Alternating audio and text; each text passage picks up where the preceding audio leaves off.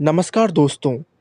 अगर मैं आपसे ये कहूँ कि आप ट्रिग्नोमेट्रिक वैल्यूज़ को बिना रटे बड़ी ही आसानी से सिर्फ अपनी उंगलियों को देखकर याद कर सकते हैं, तो क्या आपको इस बात पर यकीन होगा? शायद नहीं। लेकिन आज के इस वीडियो में मैं आपको ऐसी ही एक ट्रिक के बारे में बताने वाला हूँ।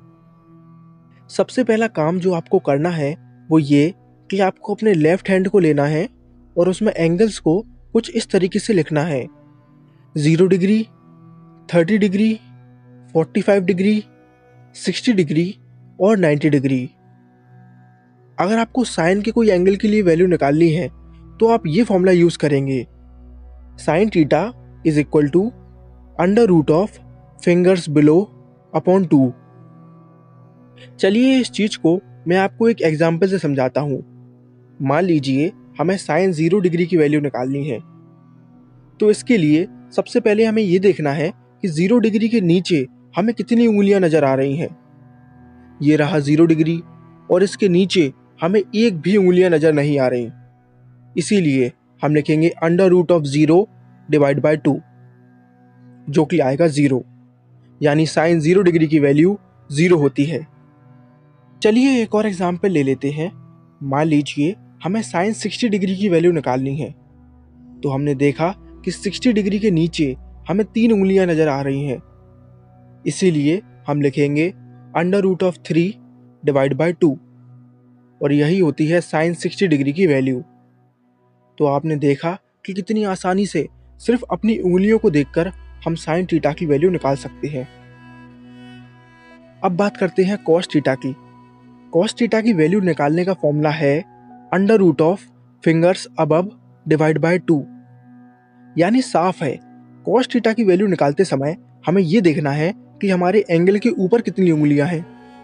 फॉर एग्जाम्पल हमें कॉस 30 डिग्री की वैल्यू निकालनी है, तो हमने देखा कि 30 डिग्री के ऊपर हमें 3 उंगलियां नजर आ रही हैं। इसीलिए हम लिखेंगे under root of 3 divide by 2, और यही होती है कॉस 30 डिग्री की वैल्यू। चलिए एक और एग्जाम्पल ले लेते हैं। मान लीजिए हमें कॉस 90 डिग्री की वैल्यू निकालनी है, तो हमने देखा कि 90 डिग्री के ऊपर एक भी उंगली नहीं है। इसीलिए हम लिखेंगे under root of 0 divide by 2, जो कि होगा 0, यानी कॉस 90 डिग्री की वैल्यू 0 होती है। अब बारी है टेन थीटा की।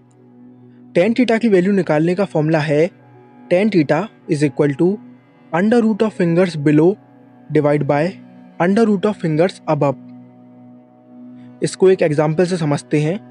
मान लीजिए हमें टेन 45 डिग्री की वैल्यू निकालनी है, तो हमने देखा कि 45 डिग्री के नीचे 2 उंगलियां हैं, तो न्यूमरेटर में हम लिख देंगे अंडर रूट 2।